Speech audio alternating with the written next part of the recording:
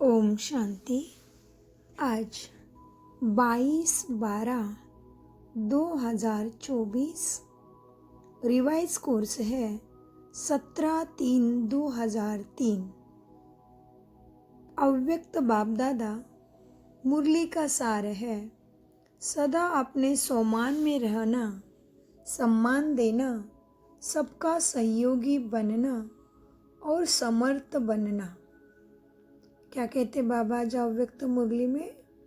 और आज बाबा भाग्य विधाता बच्चों को देख रहे थे। मस्तक में भाग्य की 3 लकीरें दिख रही थी। एक परमात्मा पालना की लकीर, दूसरी सत शिक्षक के श्रेष्ठ शिक्षा की भाग्यवान लकीर, तीसरी श्रीमत की चमकती हुई लकीर बाबा को दिखाई दे रही थी। बाबा कहते हैं चारों ओर के बच्चों के मस्तक बीच तीनों लकीरें बहुत अच्छी चमक रही है। और फिर बाबा बताते हैं बच्चे पढ़ाई पढ़कर स्मृति स्वरूप बनना है। सोच स्वरूप नहीं, सोच में तो आते हैं ऐसे हो करूँगा, वैसे करूँगा, ये सोमान धारण करूँगा, दिन भर बाबा को याद रखूँगा, परिस्थिति में स्मृति स्वरूप बनूंगा। लेकिन बाबा कहते विचार स्वरूप नहीं, स्मृति स्वरूप बनना है। और फिर लास्ट पेपर की बाबा बताते कि छोटा सा पेपर रहेगा लास्ट, नष्टो मोहा स्मृति स्वरूप। तो उसके लिए पास होने के लिए दीर्घ काल का अभ्यास ही पास होने में मदद करेगा।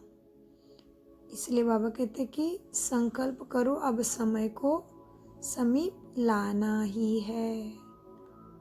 और फिर बाबा ने कहा देखो बच्चों, वाणी के द्वारा सेवा, दूसरा 100 की शक्तिशाली स्थिति द्वारा सेवा, और तीसरा श्रेष्ठ रूहानी वाइब्रेशन द्वारा सेवा। जहाँ भी सेवा करो वह ऐसे रूहानी वाइब्रेशन फैलाओ जो वाइब्रेशन के प्रभाव में सहज आकर्षित होते रहे। तो क्या कहा बाबा ने, अभी लास्ट जन्म में भी आप सबके जड़ चित्र कैसे सेवा कर रहे हैं। क्या वाणी से बोलते हैं, वाइब्रेशन ऐसा होता है जो भक्ति की भक्तों को, कितनी सुंदर बात कही बाबा ने। देखो वाइब्रेशन ऐसे होता है जो भक्तों की भावना का फल सहज मिल जाता है। ऐसे वाइब्रेशन शक्तिशाली हो, वाइब्रेशन में सर्व शक्तियों की किरणें फैलती हो, वायुमंडल बदल जाए। वाइब्रेशन ऐसे चेंज है, वाइब्रेशन ऐसा चेंज लाए जो दिल में छाप लग जाती है। वाइब्रेशन ऐसी चीज़ है जो सबके दिल में छाप लग जाती है कि ये लोग कुछ विशेष है। आप सबको अनुभव है, किसी आत्मा के प्रति अगर कोई अच्छा या बुरा वाइब्रेशन आपके दिल में बैठ जाता है तो कितना समय चलता है, बहुत समय चलता है ना। निकालने चाहो तो भी नहीं निकलता है। तो कितना बुरा वाइब्रेशन बैठ जाता है, तो है ना सहज। तो सहज निकलता है क्या, तो आप सर्वशक्तियों की किरणों का वाइब्रेशन छाप का काम करेगा। वाणी तो भूल सकती है लेकिन वाइब्रेशन की छाप सहज नहीं निकलती है ना अनुभव। तो बाबा ने फिर सबसे बात की। चारों ओर के बच्चों के भिन्न भिन्न याद प्यार और समाचार के पत्र, ईमेल बाबा को मिलते हैं। तो बाबा ने कहा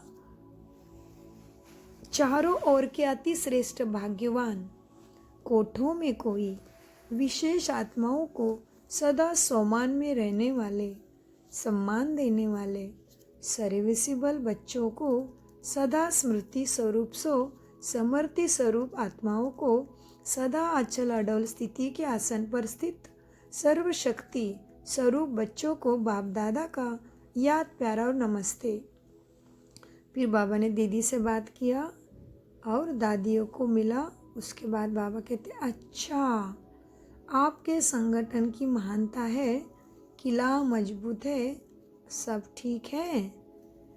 चलो बाबा कहते अच्छा, वरदान सोमान की सीट पर सेट हो, हर परिस्थिति को पार करने वाले सदा विजयी भव। वरदान का विस्तार, सदा अपने इस सोमान की सीट पर स्थित रहो कि मैं विजय रत्न हूँ, मास्टर सर्वशक्तिमान हूँ। तो जैसे सीट होती है वैसे लक्षण आते हैं। कोई भी परिस्थिति सामने आए तो सेकंड में अपने इस सीट पर सेट हो जाओ। सीट वाले का ही ऑर्डर माना जाता है ना। सीट पर सेट रहो तो विजयी बन जाएंगे। संगम युग है ही सदा विजयी बनने का युग। यह युग को वरदान है, तो वरदानी बन विजयी बनो। बाबा कहते संगम युग क्या है? वरदान युग है। तो विजय हमारा जन्म सिद्ध अधिकार है, ईश्वरीय जन्म सिद्धाधिकार है विजय।